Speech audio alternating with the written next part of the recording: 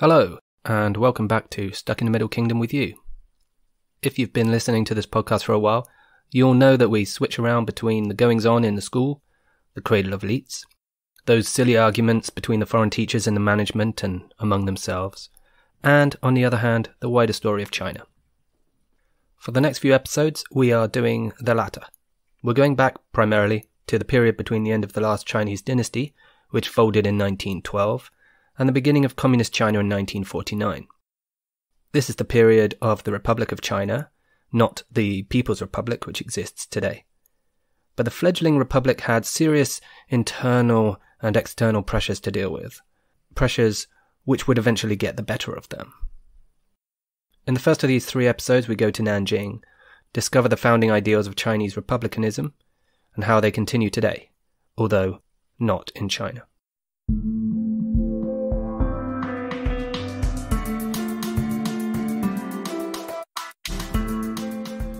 I expected the 15th of December to be a Monday like any other.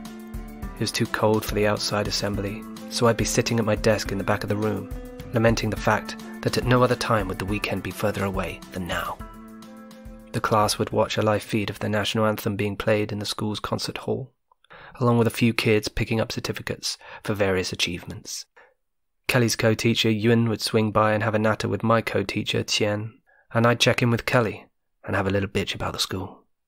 And then we'd be off, and teaching would begin. Instead, we were shown a documentary, a blood-soaked half-hour of unrelenting horror about the rape of Nanjing, the notorious, barbaric slaughter perpetrated by Japanese troops against the city's civilians. 77 years on from the event, the hate still ran deep, and it was a hate that the next generation was being asked to learn. The kids shook it off fairly quick, but I'd taught the first class of the week in a stupefied daze. At the front of the class, failing to do justice to the fact that there once was a green little frog who played in the wood on a log, I made an agreement with myself. Go to Nanjing, do this properly, but for now, teach. Jess was up for it. She'd buzzed around Changshu long enough. It was time to get drunk in another city. So when the weekend struck, we bussed to Suzhou and zipped away on high-speed rail to Nanjing, China's so-called southern capital. Nan meaning south, and Jing meaning capital, as opposed to Beijing, of course, which means northern capital. Interestingly enough, Dongjing, which means eastern capital, is China's name for Tokyo. There is no Xijing, which would mean western capital, but there is a Xi'an, which is where the terracotta warriors are. Xi'an means western peace, and did actually used to be China's ancient capital, but it was called Chang'an back then. Anyway, as China's capital city at the beginning of the Ming Dynasty, Nanjing was perhaps the biggest city in the world. The story of Nanjing started with a child born into poverty not far from here in 1328, during the Mongol-ruled Yuan Dynasty. This was only a few decades after Marco Polo had written so glowingly about the Mongol rulers. But the youngster had a different story to tell. His poor parents were forced to sell off his siblings to make ends meet. Then the rest of the family were devastated by drought and famine, leaving our young hero alone. Entering manhood as a beggar, and occasionally a monk, he eventually joined the forces, rising up against the Mongol overlords. He became the leader of the movement, and conquered what was to become Nanjing. He declared himself the Hongwu Emperor, the first of the Ming Dynasty, and pushed the Yuan leaders back north from whence they came. Having secured his seat, he became known as the Tyrant of Nanjing, suggesting that whatever humility his humble past had afforded him had rubbed off in the ensuing ascent to power. The train, punctual to the second, accelerated to a speedy 350 kilometers an hour, and Jess and I retreated into our respective books. The flat earth, full of rice paddies and factories, where no speck of ground is unused, gradually became hillsides and countryside, and a cool fog descended as we rolled into the city. Nanjing was on-off capital during the Ming Dynasty, but when the Qing defeated the Ming in 1644, Beijing became China's official capital city. Nanjing was, for about a decade, in the mid-19th century, known as Tianjin, the heavenly capital. Its leader, Hong Xiuquan, the self-designated younger brother of Jesus.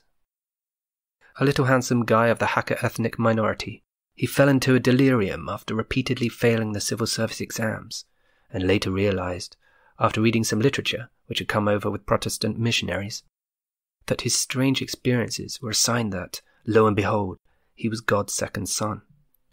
He whipped up support in a fashion not unlike that of his big brother, gaining enough followers to constitute the Heavenly Kingdom of Peace, which, as a group, duly went on a rampage throughout the late 1840s, taking Nanjing in 1853. It was known as the Taiping Rebellion. It caused a major headache for the constantly besieged Qing dynasty, which was supposed to be running things at the time. Perhaps it was the infighting, perhaps the corrupting nature of power, or maybe the age gap of almost 2,000 years with his nearest sibling. But Hong's downfall eventually caught up with him. The Qing armies, with the aid of their erstwhile enemies, the British and the French, mucked in to rid the land of the rebellious zealots and their proclamations of peace, which left so many, up to perhaps 30 million people, dead.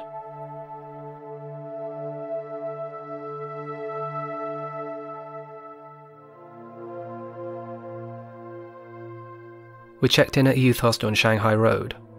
Having visited Nanjing to visit a memorial hall which commemorates the massacre at the hands of the Japanese, I was at first struck by the number of Japanese restaurants on Shanghai Road. Perhaps there was more to this than just resentment, I wondered.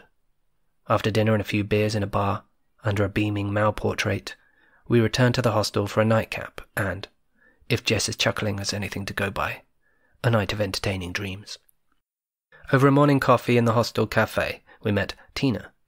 She was local, mid-20s, and met our acquaintance due to a shared interest in the air-conditioning unit, which had been switched to heating mode, as with all the others as December got chillier. Tina was a young entrepreneur who had opened up a board games cafe in the city. She had no interest in visiting the massacre memorial, stating assuredly that she'd seen it once, and once is enough, and opining that old troubles shouldn't be dwelt upon too strongly. It prevents progress. Those old people die, and their ideas, they die too, she told me. Young Japanese and young Chinese are friends. They understand each other more than even their own parents. Tina told us to go to the memorial tomorrow and invited us to go to Purple Mountain today. That's much happier, she said. A mountain of positive ideas.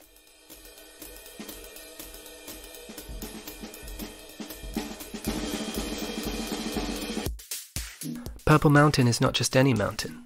It's a monument to the life, achievements and ideas of Sun Yat-sen, or Sun Zhongshan, revolutionary harbinger of post-imperial China and the man whose name features on so many streets as Zhongshan Road, mentioned way back in episode 12. His tomb is in a mausoleum, completed in 1929, at the top of a challenging flight of stone steps, at the lower end of this 450-metre tall mountain. Tina, Jess and I stomped up together under a clear blue sky. As the revered father of the nation, Sun is adopted by both sides of the ongoing Republican China narrative. It might seem surprising considering that he was leader of the Nationalists, or the KMT, or the Kuomintang, which are the Communists' arch-Civil War enemies. But to win over the population, one must adopt the nation's hero. Sun was nothing if not that. Born in 1866, he was a Hong Kong-educated doctor who became increasingly frustrated with China's refusal to embrace better habits. His campaign to rid China of imperial rule took him around the world as a political exile, where he became Christian, forged contacts, and plotted political uprisings. He played a paramount role in the overthrow of the Qing Empire in 1911, the Xinhai Revolution, but his tendency at the top of Chinese politics was fairly short. In a political compromise, he gave the presidency to the strongman Yuan Shikai, who decided that he would proclaim himself emperor. No doubt something of a backward step for the Republicans. Thankfully, though, for the forces of republicanism, Yuan Shikai was so unwell, and opposition to his imperial restoration project was so strong, that he only remained emperor for 83 days. He died not long after. Sun's subsequent efforts to unite the splintered country, however, were not very successful, and he died from cancer in 1925, aged 58, with the country as messy as ever.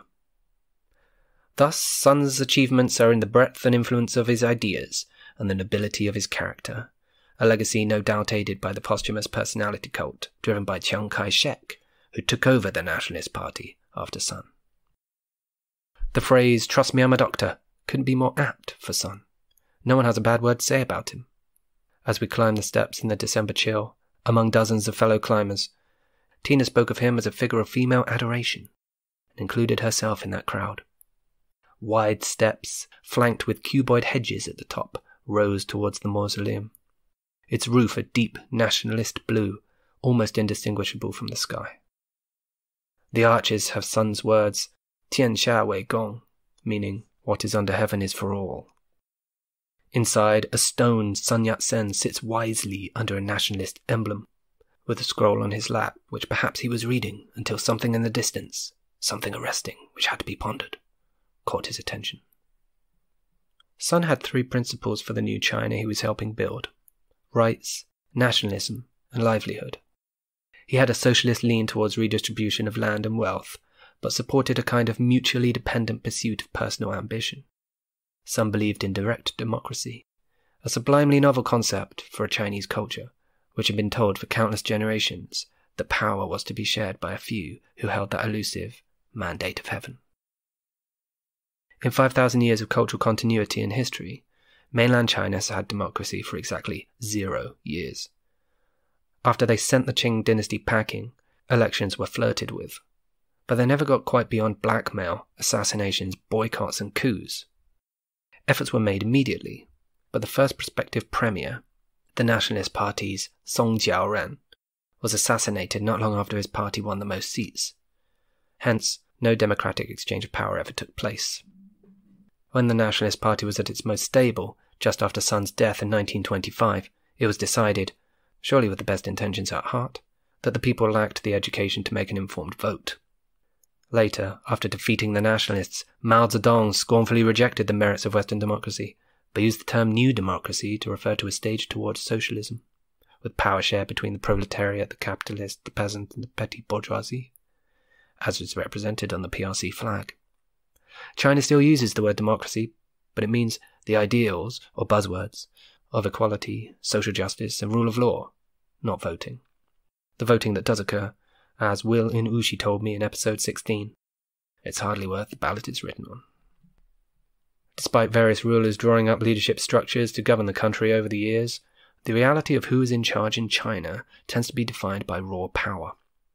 The Empress Dowager Cixi was the real ruler behind a couple of emperors who nominally sat on the dragon throne. Generalissimo Chiang Kai-shek was always in charge, no matter what his position in the Kuomintang was.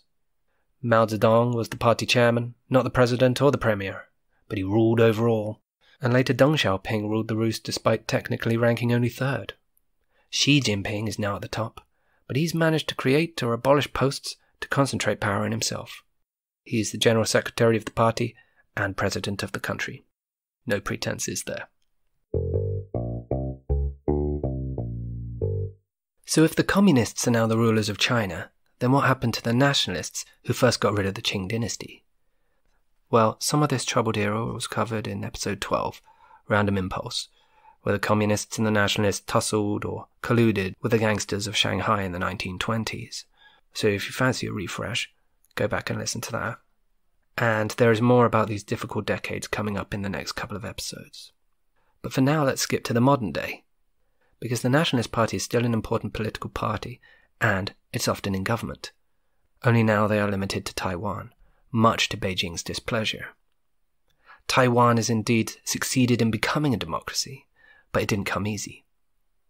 The nationalist head honcho back in the day, Chiang Kai-shek, refashioned the party's priorities, making it far more right-wing in outlook, far more brutal in practice. Their move to Taiwan was both a military retreat at the hands of the communists and an opportunistic power grab, and led to the so-called White Terror, and a period of martial law which lasted 38 years until the 1980s.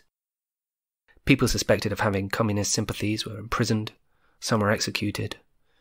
They were, however, eventually able to put authoritarianism behind them, in part by acknowledging it, unlike their communist cousins. Taiwan's first elections took place in the mid-90s, and despite intimidation from the People's Republic of China, the small island country has grown into one of the most well-functioning democracies in Asia. For a conversation with New Bloom editor Brian Huell about Taiwan, check out the episode after number 16. In the modern age, Taiwan has thus far been almost continually ruled by the Nationalist Party. But as democracy has developed there, elections have become closely fought, and the opposition, the centre-left pro-independence Democratic Progressive Party, part of the Green Coalition, first won a troubled period in office between 2000 and 2008, during which time their lack of experience became glaringly obvious and they were voted out. Chen Shui-bian was Taiwan's president for those 8 years. On the eve of election night 2004, Chen and Vice President Annette Lu were campaigning in the southern city of Tainan. It's a small city bursting with history, the capital of the island under Chinese imperial rule. As the two politicians rode in an open-top jeep, bullets fired from a homemade gun and hit the president in the abdomen and the VP in the knee. Both were rushed to hospital, but were fortunate enough to be out again in time to cast their votes in next day's election. They won it by the narrowest of margins, leading to accusations by the nationalists that the shooting was a set-up to win sympathy votes. The Greens responded that it could have been an attempt by mainland China to remove the threat of a pro-independence leader. Either way, the evidence pointed towards a hard-up Taiwanese citizen who killed himself before anyone was able to ask. As Chen's presidency ran on, corruption accusations began to amass, involving dodgy receipts and bribery. Chen had taken a 50% pay cut on taking office, so it does seem surprising that he would illegally reroute money into his personal accounts. But political opponents, the electorate, and eventually the courts, turned against Chen, and he was sent to prison for life, but not before he was detained for 600 days. After locking him up, the ruling nationalists set about removing the privileges that former presidents enjoy. It all led to Chen going on hunger strike and then attempting suicide in 2013. It was a chilling warning for those who dream of an independent Taiwan. So despite having a democratic system, a certain something of the old ways, deep and ingrained, flows through Taiwan's politics. But the Green Coalition, of which the Democratic Progressive Party is the largest party, have a better claim to Sun's ideals than either of the old parties. And they would regain power in 2016, as the people of Taiwan became unnerved by China's increasing authority over Hong Kong. The Taiwanese voted against the possibility of something similar happening to them in the young democracy that they have on the island. The Greens maintained Taiwanese independence as an ideal, even if they lack the mettle, with thousands of Chinese missiles trained on them, to actually declare it. Faced with these troublemakers, the communists and the nationalists have once again become unlikely allies, united in the belief that there is indeed one China, even if they disagree on who rightfully rules it.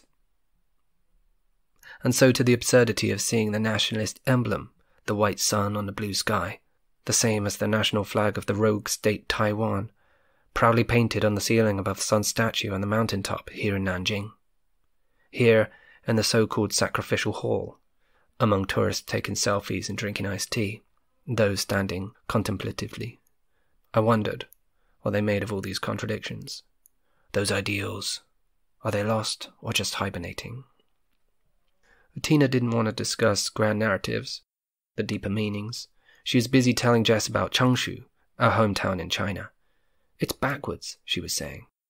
My friend is gay in Changshu and cannot be accepted in his university. Small towns have the wrong opinions. Shanghai has everything you need. You should go and live there. But for now we're staying in Nanjing, and we have more to say about this southern capital. So next time on Stuck in the Middle Kingdom with you, the story of three sisters who were part of China's most famous powerful family during the Republic of China years, but became bitter rivals as the country splintered.